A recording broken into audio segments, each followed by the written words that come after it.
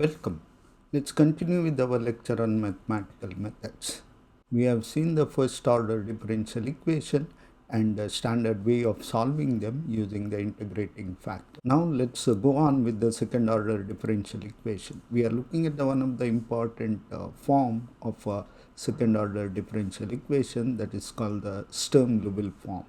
So this will help us to write the differential equation so that it can be effectively used in the boundary value problems and derive the condition for orthonormality of the solutions as a basis to L2 space.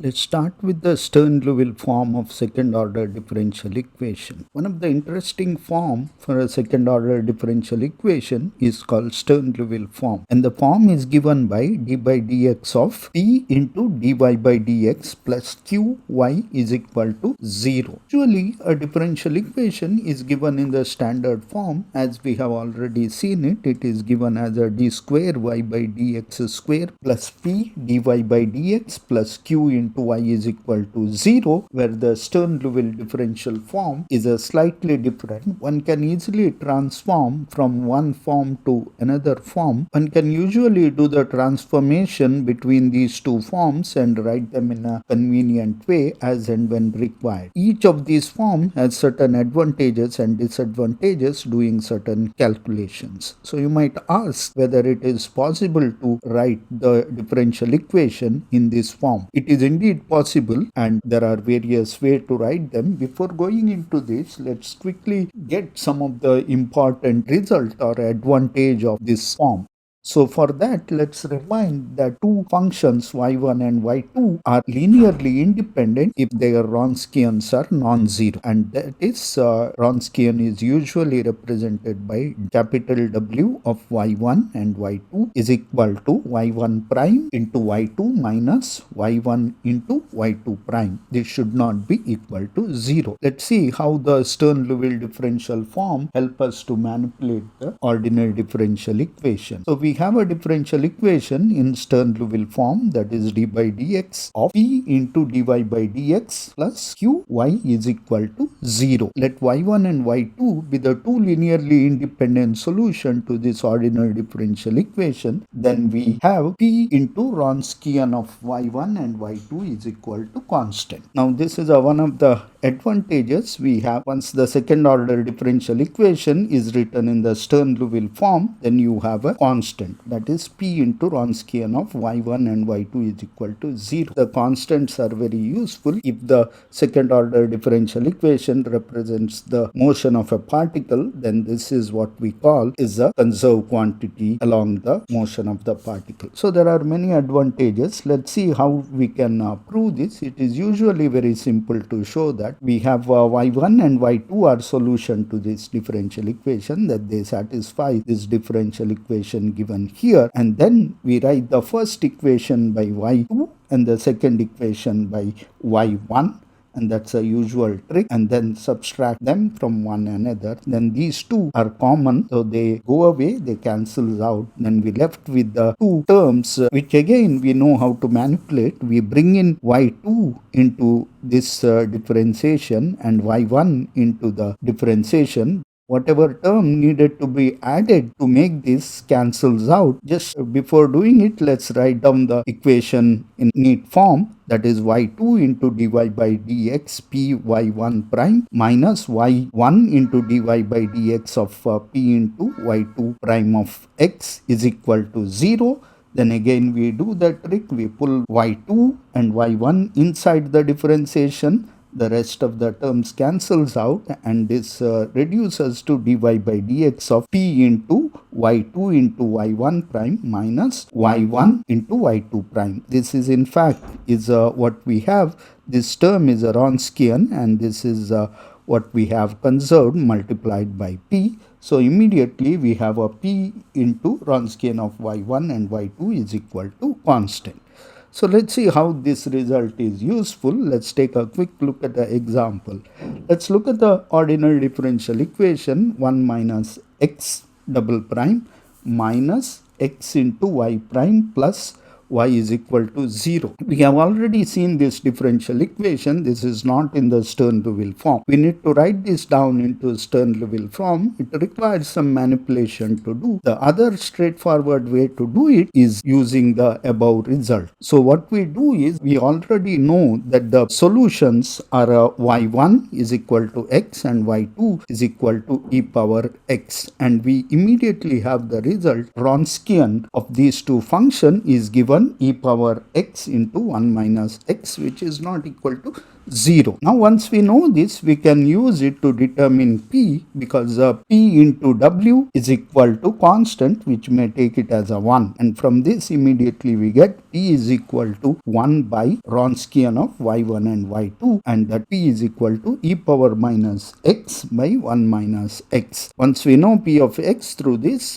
writing it Stern-Liouville problem is rather straightforward. How do we check this? We simply substitute this, and that is we multiply this by e power minus x by 1 minus x whole square to the differential equation, and then after some simplification we get y double prime into e power minus x by 1 minus x minus e power x minus x into e power minus x 1 minus x square 1 minus x whole square y prime plus e power minus x 1 divided by 1 minus x whole square y is equal to 0, and that is where we can cast it in terms of the Stern-Liouville form.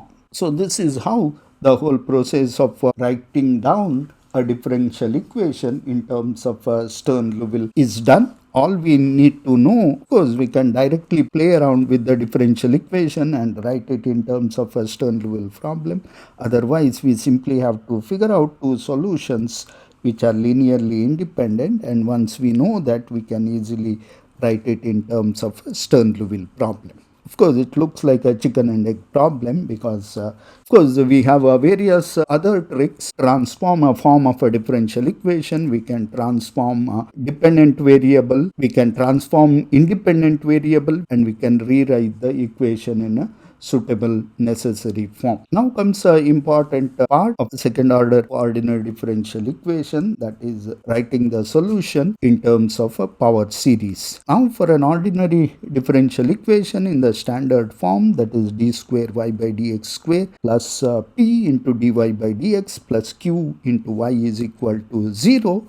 If x is equal to x naught is a regular point, then p of x and q of x are analytic functions at x is equal to x naught. We have seen that for an analytic function, we can write down it in terms of a Taylor series, that is p of x and q of x can be written in terms of powers of x to the power n with the positive n, or n is equal to 0. That is, p of x can be written as n going from 0 to infinity, pn xn, that is p0 plus p1x plus p2x square, and so on. Same way we can write q of x also equal to n going from 0 to infinity sum qn x to the power n, that is q0 plus q1x plus q2x square, and so on. Once we do this, it is straightforward that solution is also analytic, and we can assume the solution of the form a0 plus a1x plus a2x square, and so on. That is, we can write y is equal to sum n going from 0 to infinity an x to the power n. One can substitute this form of the solution, or it is the answers which we are taking, the solution is of this form,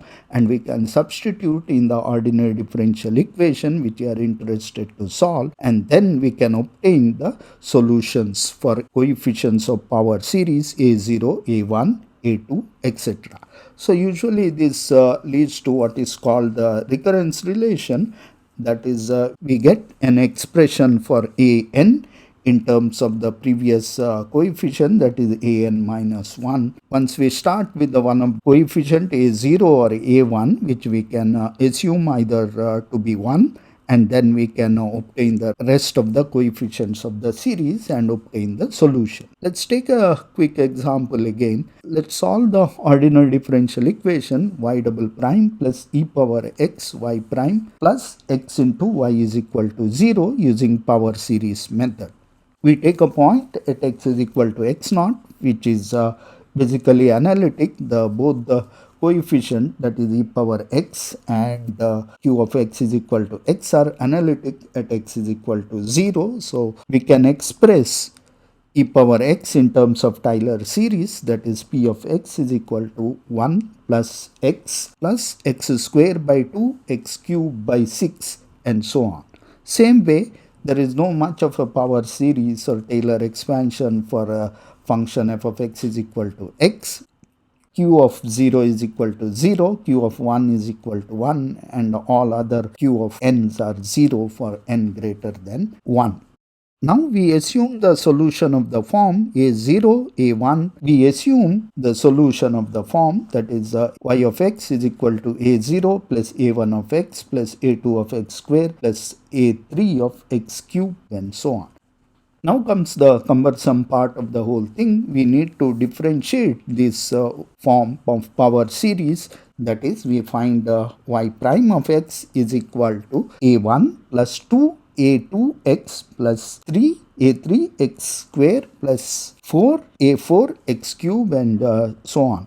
Is the second order differential equation. We need a second derivative too, that can be found out too from differentiating the y prime, that is y double prime is equal to 2a2 plus 6 a3x plus 12 a4x square. Now we substitute in the ordinary differential equation. First we take a y double dash plus e power x into y prime, that is e power x expanded in terms of Taylor series, and then y prime, which we have, and then we simply write y into x, and then set to 0.